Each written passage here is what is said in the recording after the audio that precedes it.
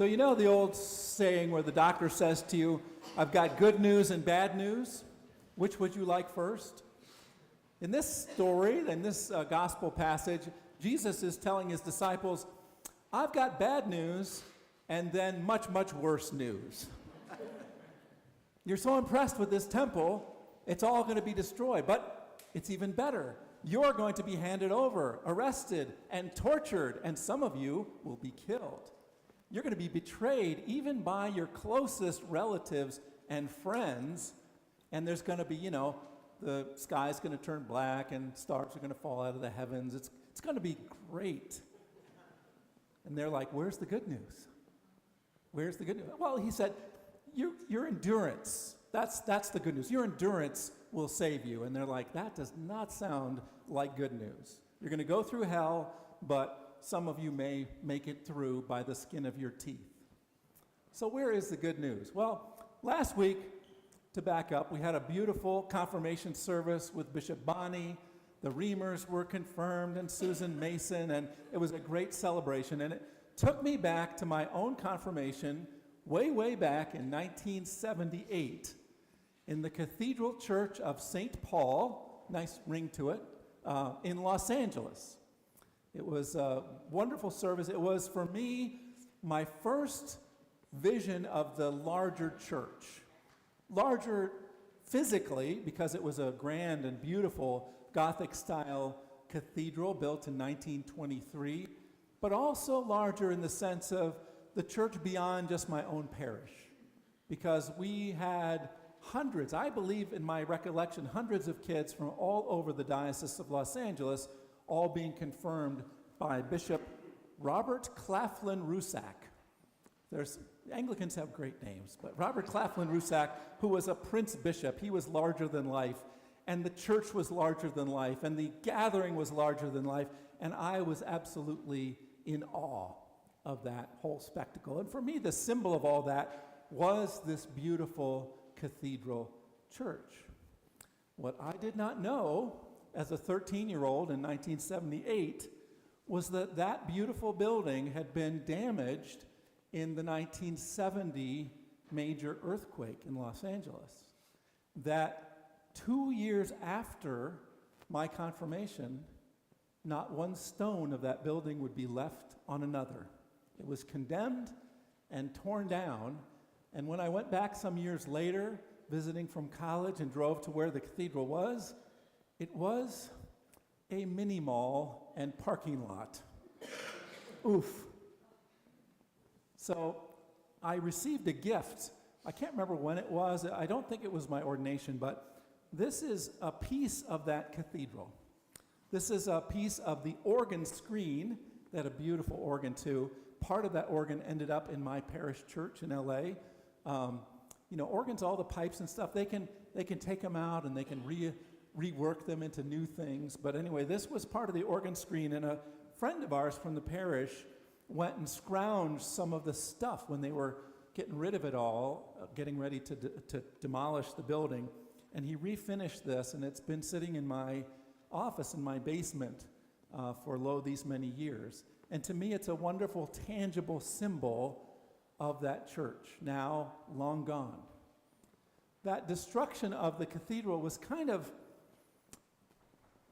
not just a physical destruction, but it did something. We have this sense that things are permanent, right? We put our faith and get attached to the things of this world, and we get kind of shaken when they are destroyed or when they fall apart, right? Something happens to us. And I thought back about how this has happened in my life, and I'm sure in your life, over and over.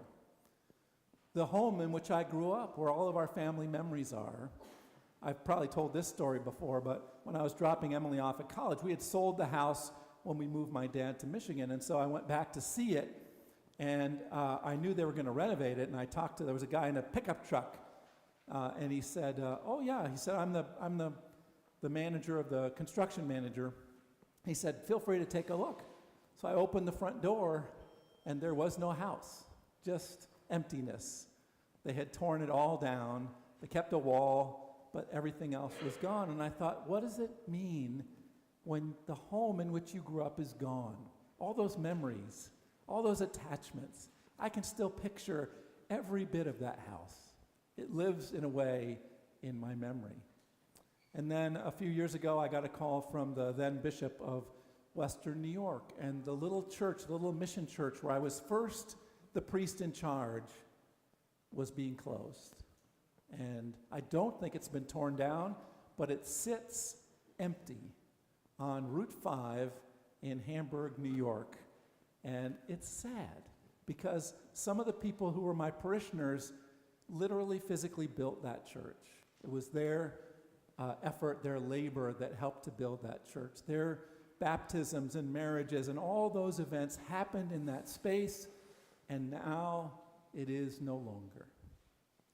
What happens to us when we lose these physical signs of permanence, the things that endure? What happens when the temple is destroyed? When Jesus talked to his disciples and they were looking up in amazement at this temple, the largest building they had ever seen, full of the glory and splendor of God and of their faith and of the people. And Jesus knew that in a few short decades, that building too would be destroyed. Today, all that's left is the Western Wall, the Wailing Wall, where Jews to this day go, and others too. Our pilgrims went when we were there, and in the cracks of that wall place little slips of paper with their hopes and their dreams. For many Jews, what they're praying for is the restoration of that temple, the coming of the Messiah, God's reign on earth. When Jesus talked to his disciples, he said, don't get too attached to this building. It's an amazing building. Don't get too attached because it, like you, like everything, is passing away.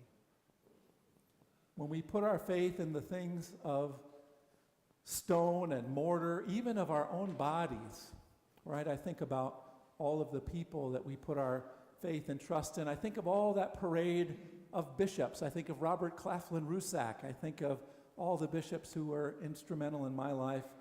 Most of them are gone. Many of the priests who were my mentors are gone. My parents, my grandparents, you know the story. It's the same for all of us. We lose and lose and lose the things that we are attached to. And what do we do? Where do we find the good news? It's not enough to say, well, you just endure, right? Toughen up. It's okay. It'll all be fine. How?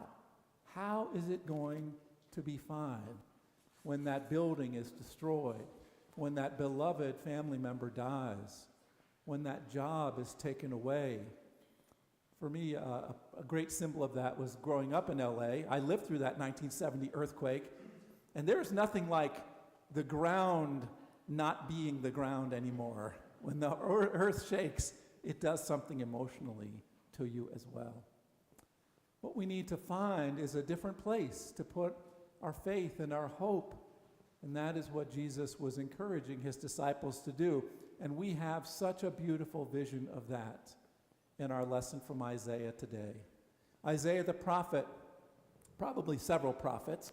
First prophet Isaiah was prophesying the destruction of Jerusalem and Israel, right? The second was preaching from exile about the restoration, when the people would get to return home after so long away, to rebuild the temple, to rebuild the city, to re-put up the walls of the city, to make it good again. But now we get this new vision from the last Isaiah. And this Isaiah is looking beyond the rebuilding of the temple towards something even greater, towards a spiritual temple, towards the reign of God, in which all of us are living stones that God is erecting into a temple not made with hands, a temple that cannot be destroyed by earthquake or flood or hurricane or anything, by human warfare. This temple is made of the souls of the righteous. This temple is made of God's eternal and glorious reign. And you and I are part of that temple. Our beloved Marjorie Clements, who died last week, is part of that temple. All of those that we love but see no longer are part of that temple, and that temple will endure forever and ever to the ages of ages. So I said when I went back to LA, I saw the place where the cathedral had been, and it's a mini mall and a parking lot. I mean, that's just as good, don't you think, a mini mall? But there was another story. After several years of discernment, the Diocese of Los Angeles decided that it was not going to rebuild the cathedral in that way. Instead, they looked at what were the needs of the church now.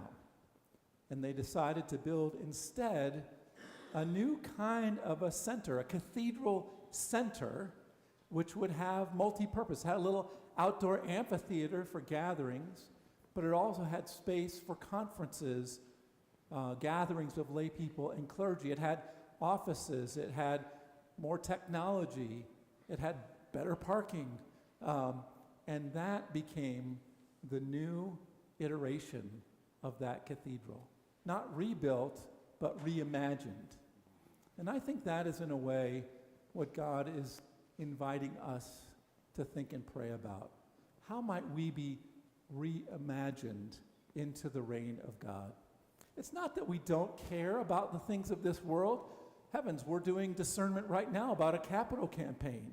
You all are sending in your pledges, which we really, really appreciate, because we care about being good stewards of the things of this world, the things that God has entrusted to us. We want those to be used for the welfare of the community, the building up of the church, reaching out in love and compassion to our neighbors. That is really important, but we always have to look higher and deeper and broader towards the call of God that leads beyond the here and now and the things of this world into the call that we have to also live in that vision of the eternal and glorious reign of God. And that happens when we can see beyond just the physical things that we're attached to towards the deeper love that God invites us to share. There's a great story of the St. Lawrence in the early church. He was being tortured, back to torture again. I guess that's the theme of today. So he was being tortured, and I think it was one of the Roman persecutions of Christians, and those torturing him, he was a deacon of the church, and they were saying, "Where are the treasures of the church? We want the treasures of the church." And they were thinking silver, gold, gems, that kind of stuff. And he said to them, "The treasures of the church are the poor. Those are the treasures of the church." Our scriptures today invite us to think differently about the church. Not just this beautiful building that we've put so much time and love and energy into, but also that invisible church of which we are all living stones. A church whose purpose is to serve the needs of God's broken world. A world in which everyone is enduring incredible stress from change of all kinds, technology and politics and jobs, and everything seems to be so shaken.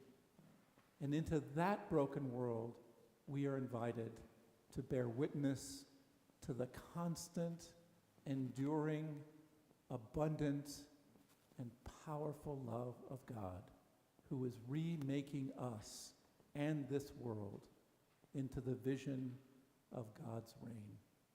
May we live today with faith and confidence and hope, taking care of what has been put into our care, but never losing sight of the vision that leads us forward. Amen.